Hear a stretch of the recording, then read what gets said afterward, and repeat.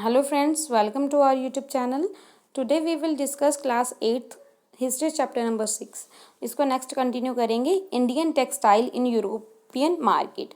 By the early 18th century, worried by the popularity of Indian textile, wool and the silk market in England began protesting against the import of Indian cotton textile. तो early 18th century में क्या होता है भाई, जो popularity बढ़ती जा रही थी इंडियन टेक्सटाइल की, वूल की, सिल्क की मार्केट में, इंग्लैंड की मार्केट में इसकी पॉपुलैरिटी बहुत बढ़ती जा रही थी। तो जिसकी वजह से इंडियन कॉटन टेक्सटाइल के अगेंस्ट, इनके इंपोर्ट के अगेंस्ट जो यूरोपियंस हैं उन्होंने क्या प्रोटेस्ट करना शुरू कर दिया। 1720 में जो ब्रिटिश गवर्नमेंट है वो इनैक्ट कर लेती है legislative banning the use of the printed cotton textile chintz in England. तो क्योंकि वो प्रोटेस्ट होता है तो इसीलिए तो जो इंग्लैंड के लोग हैं उनको वो बैन कर देते हैं ये प्रिंटेड कॉटन के क्लोथ्स जो इंडिया से आते हैं इन इंग्लैंड।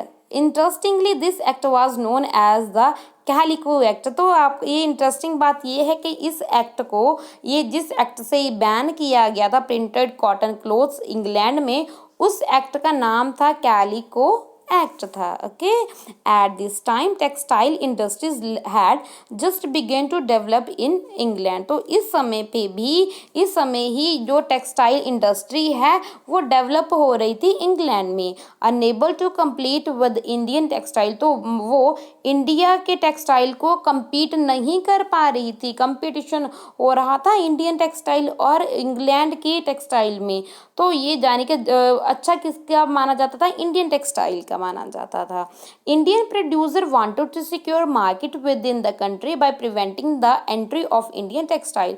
जो इंग्लिश लोग थे वो अपने जो प्रोडक्शन है उसको सिक्योर करना चाहते थे मार्केट में और इंडिया के टेक्सटाइल पे, इसीलिए वो बैन लगवाना चाहते थे। The first to grow under government protection was the calico printing industry. तो जो फर्स्ट ग्रो हुआ था गवर्नमेंट की तरफ से कैलिको प्रिंटिंग इंडस्ट्री का हुआ था। इसको Indian design were now imitated. तो इंडियन के जो डिज़ाइन थे उनका इमिटेशन किया जाता था, नकल की जाती थी और प्रिंट किया जाता था उसका इंग्लैंड में ऑन अ वाइट मस्लिन और a plain unbleached Indian cloth. तो ये डिज़ाइन जो इंडिया वाले डिज़ाइन बनाते थे वैसा डिज़ाइन वो इमिटेट करके बनाते थे इंग्लैंड वाले वाइल मुस्लिन और a plain unbleached Indian cloth के ऊपर। ये जो कंपटीशन था with Indian textile also led to a search for a technological innovation in England. तो भाई अब क्या, तो वही वो टेक्नोलॉजी की तरफ बढ़ जाते हैं कि भाई कैसे compete किया जाए इंडियन टेक्सटाइल के साथ। 1764 में स्पिनिंग जेनी, तो स्पिनिंग जेनी इंपॉर्टेंट है। Spinning jenny was invented a John केई।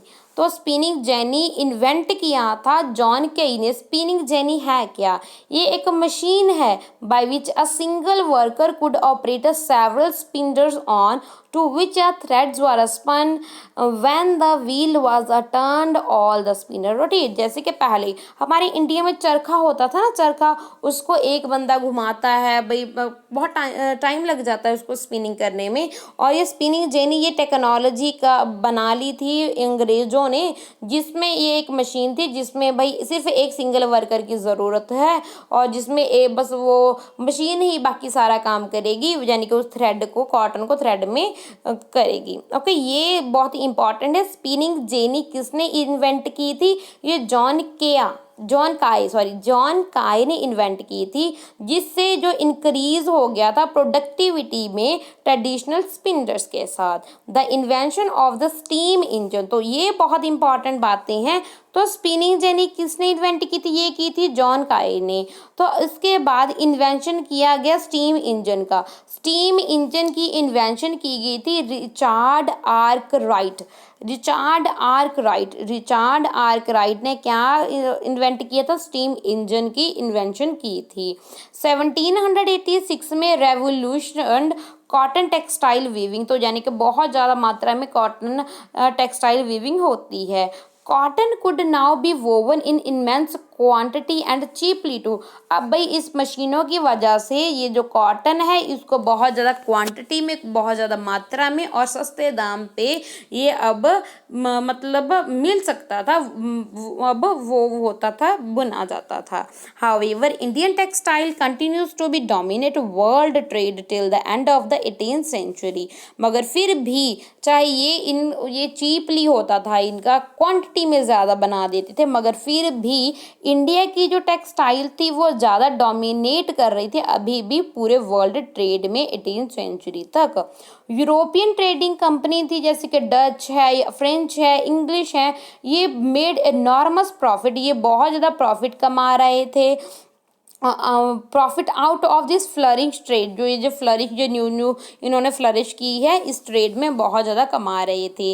ये जो कंपनीज हैं ये परचेज करती थी cotton and silk textile in India and by importing silver. तो क्या जी, इम्पोर्ट वहाँ पे सिल्वर का वो मतलब ये कॉटन और सिल्क लेकर आती थी। But as you know chapter number 2 में आपने देखा है जब ईस्ट इंडिया कंपनी को पॉलिटिकल पावर मिल जाती है बंगाल में, it no longer had to import. तो अब उनको ज़रूरत नहीं है कोई, अब तो उनको टैक्स वगैरह से ही उनका काम चल जाता था, तो अब वो इम्पोर्ट नहीं करते जो प्रेशियस मेटल है इंडियन गुड्स को बाय करने के लिए। इंस्टेंट दे कलेक्ट रिवेन्यू, उसके लिए वो क्या जो वो रिवेन्यू है टैक्स कलेक्ट करते थे पीजेंट से, जिम्मेदार से, इंडिया के पीजेंट्स और जिम्मेदार से, और इन्हीं रिवेन्यू से वो इंडियन टेक्सटाइल खरीदते थे।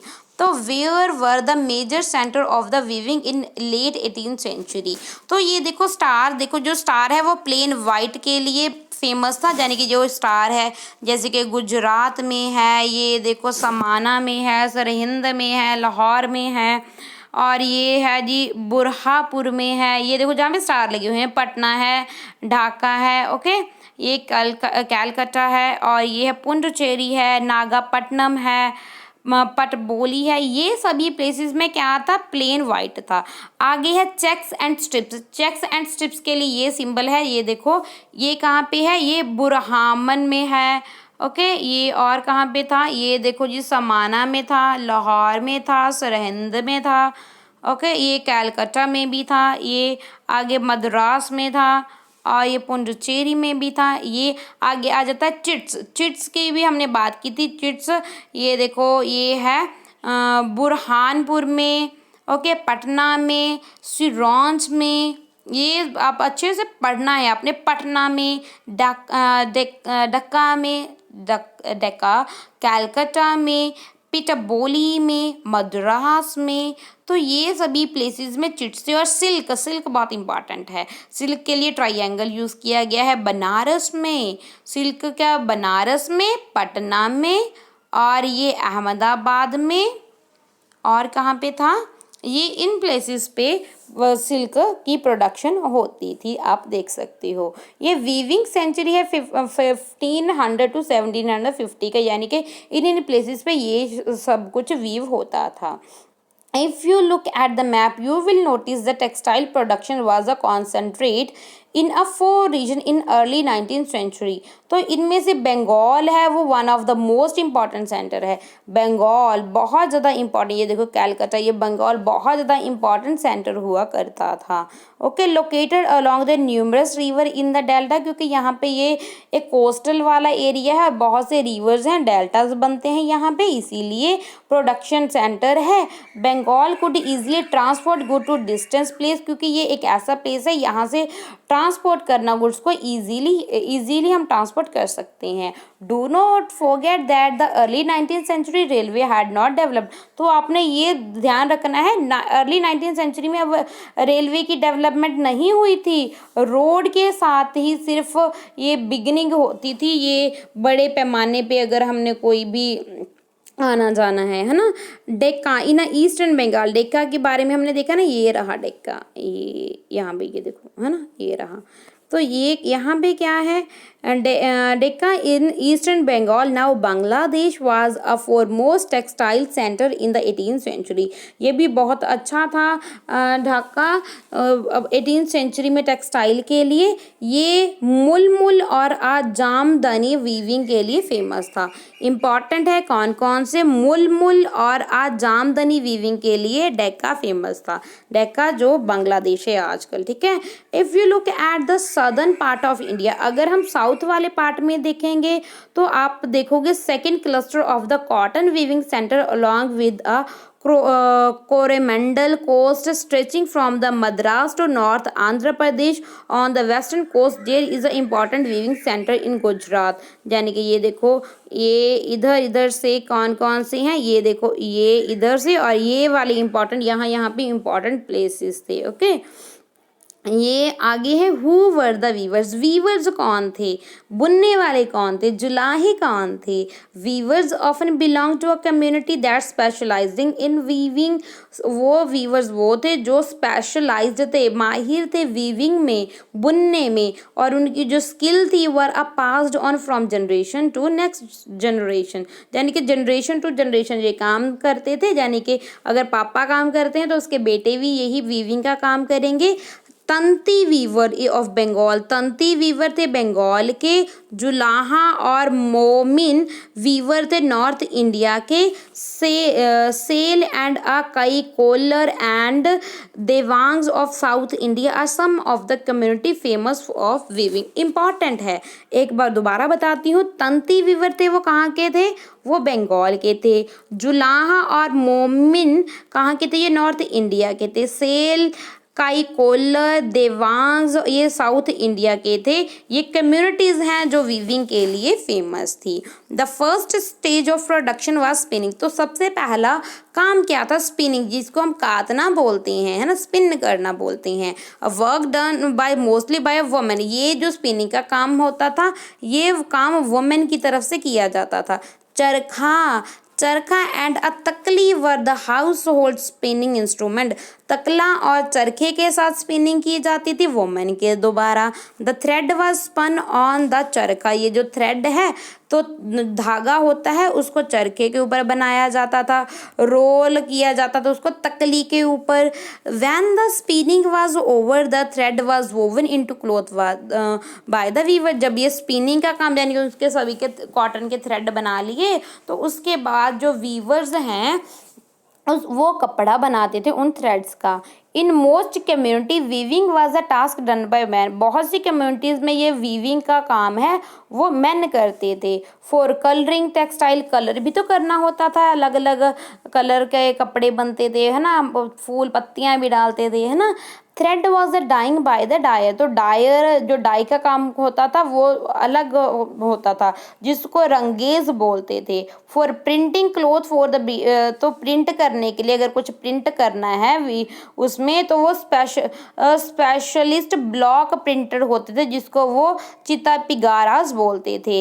Handlooms weavers and the occupation associated with its provided livelihood for millions of Indians. तो क्या जी ये हाथ से ये इस काम करते थे जिससे बहुत से हमारे इंडिया के लोगों को एक तरह का उनका गुजारे का साधन था। ये फिगर 9 में आप देख सकते हो, ये है तंती वीवर ऑफ बंगाल। ये तंती वीवर्स हैं बंगाल के।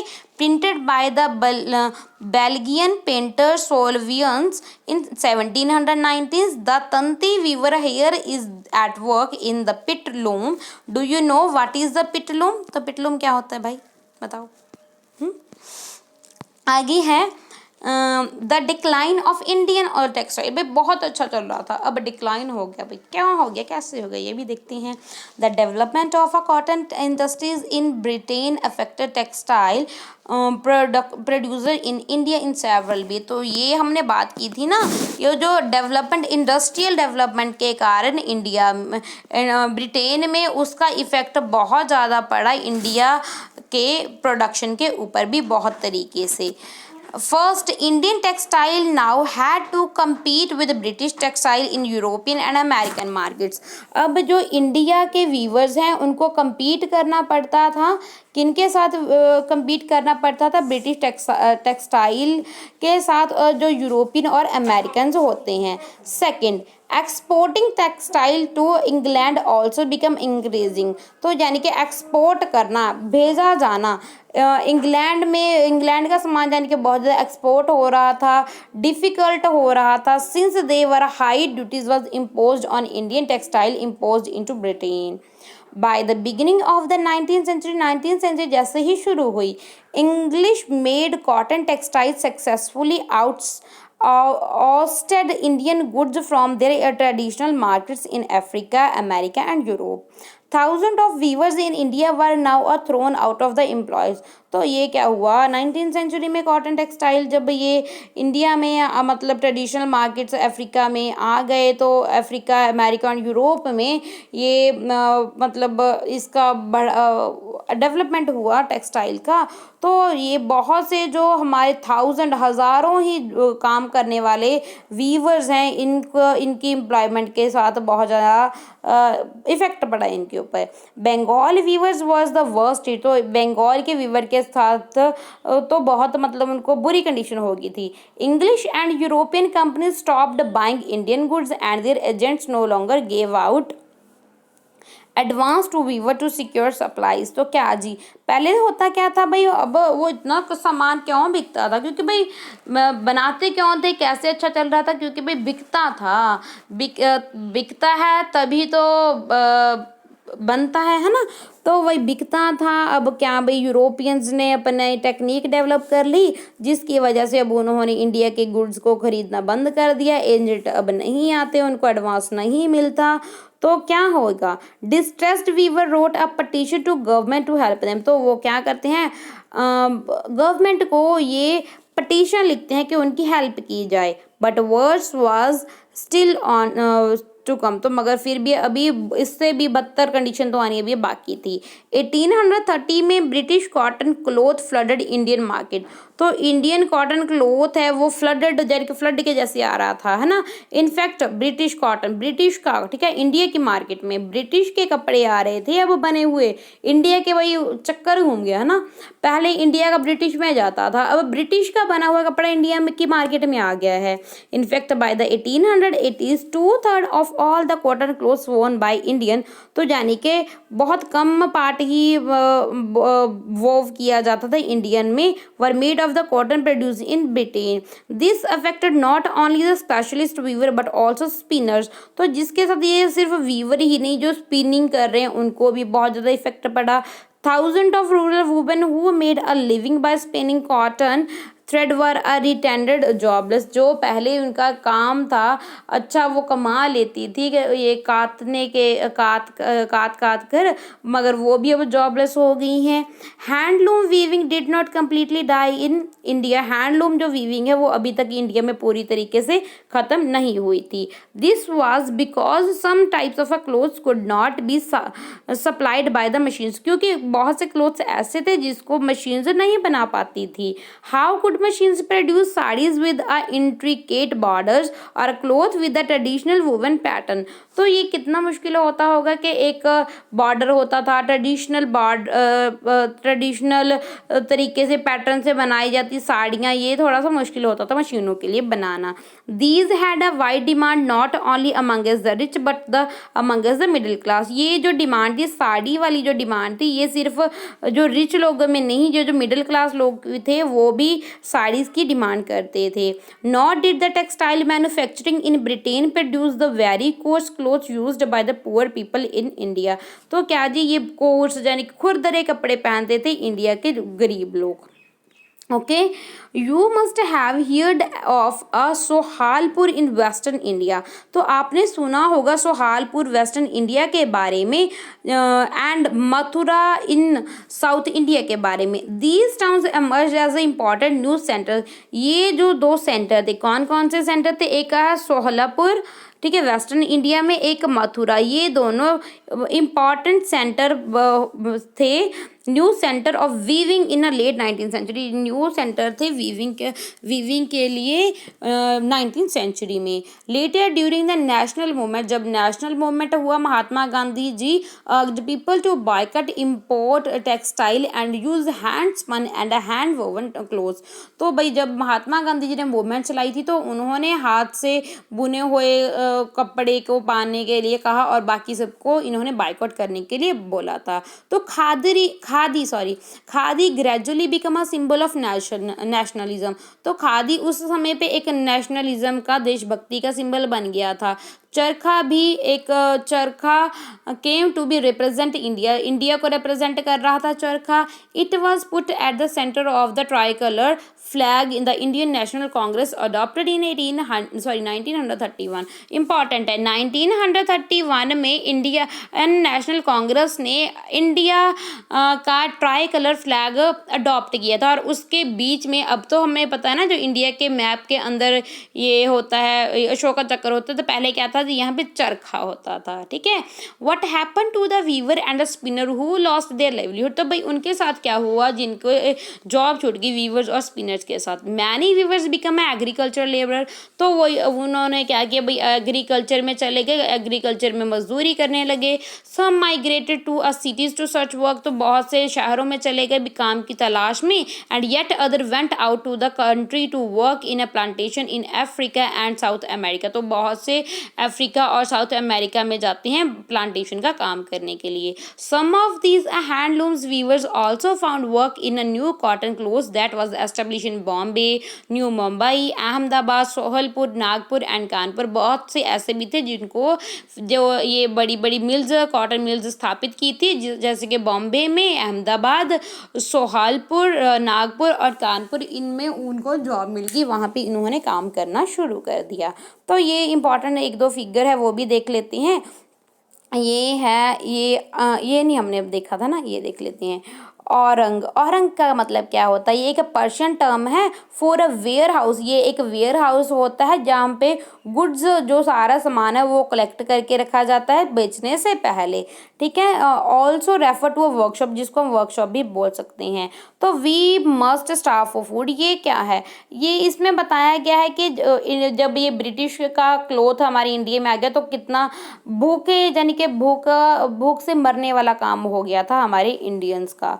तो ये please publish this in your paper, ये भी बहुत इंपॉर्टेंट है। इससे हमें पता चलता है कि जो स्पिनर्स हैं, यानी कि जो काटने से अपना गुजारा करती थी, उनको भी कैसे इफ़ेक्ट पड़ा इस फैक्ट्रीज का, ब्रिटिश के कपड़े आने के कारण, टेक्सटाइल डेवलप होने के कारण। तो वो पहले देखो, वो एक विधवा थी सिर्फ 22 साल की और उसकी 3 बेटियां थी। वो मतलब स्पिनिंग के ज़रिए अपने बच्चों को बड़ा किया, लड़कियों को उनकी शादी की। मगर जैसे ये ब्रिटिशर्स आते हैं, इनका कपड़ा आता है मार्केट में, तो अब इनका काम से अब ये सिर्फ जॉबलेस हो गई हैं ये खुद और इसकी सासू माँ। तो अब इनको तो बस फूड के लिए भी इनके पास पैसे नहीं है। जब पहले ये काम करती थी तो ये इतना पैसा था, ये इसने अपनी बेटियों का शादी भी कर ली थी। Okay. Cotton mills came up, तो ये भी देख लेते हैं। The first cotton mill in India was set up as a spinning mill in a Bombay in 1854. Important है, क्या है जी, जो इंडिया की फर्स्ट मिल है, इंडिया में जो फर्स्ट कॉटन मिल है, स्पिनिंग मिल बोलते हैं, वो बॉम्बे में हुई थी। कब हुई थी?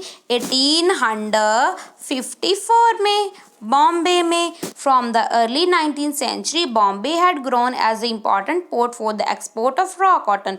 तो ये 19th सेंचुरी में, शुरू के 19th सेंचुरी में जो बॉम्बे है वो एक इम्पॉर्टेंट पोर्ट बन गया था रॉ कॉटन को इंडिया से इंग्लैंड में एक्सपोर्ट करने के लिए। इंग्लैंड में और चाइना में, दोनों में जाता था हमारा इंडिया का कॉटन।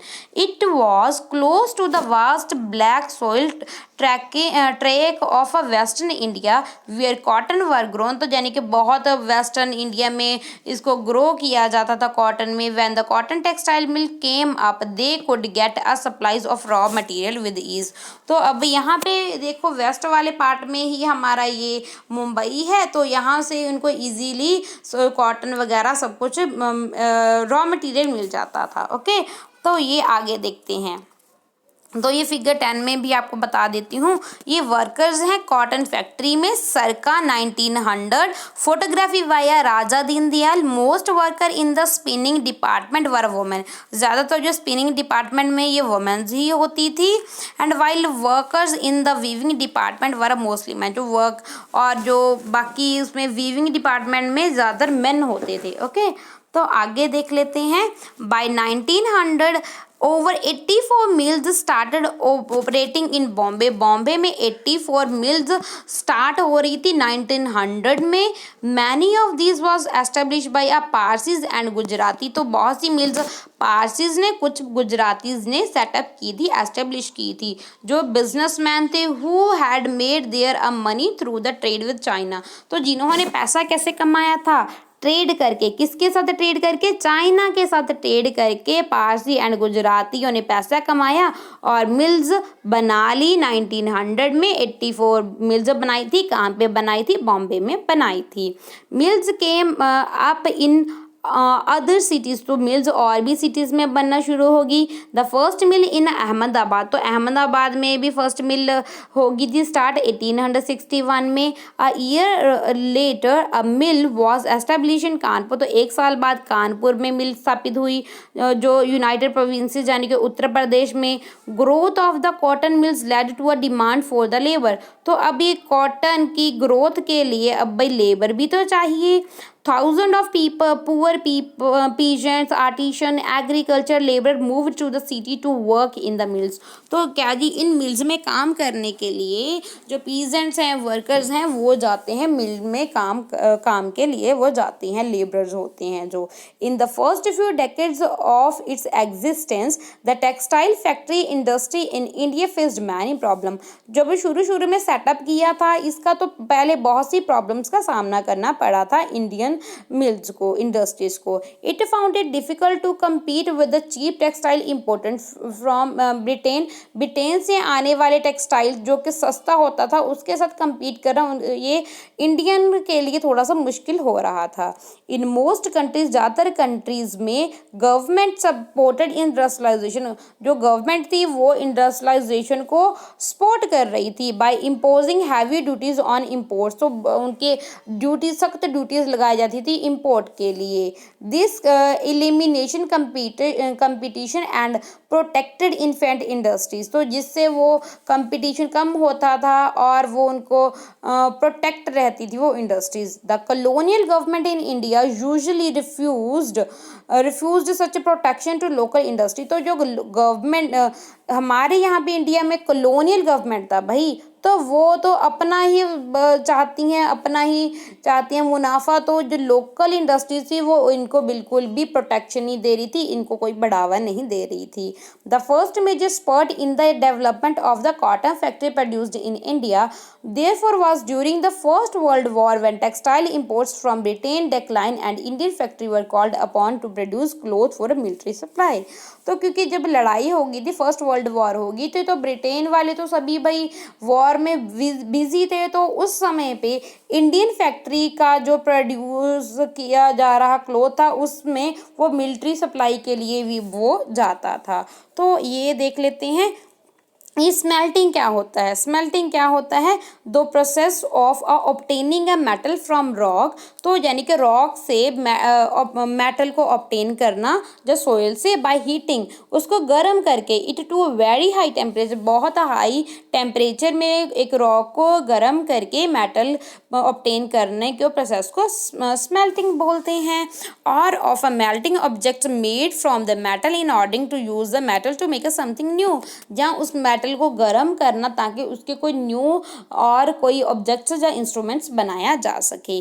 तो ये था आज के इस चैप्टर में। आगे हम the sword of the Tipu Sultan and the wootz steel, इसके बारे में हम नेक्स्ट वीडियो में डिस्कस करेंगे, नेक्स्ट पार्ट में लेके आऊँगी। जितना किया है आई होप आपको समझ में आया होगा। Thank you and God bless you.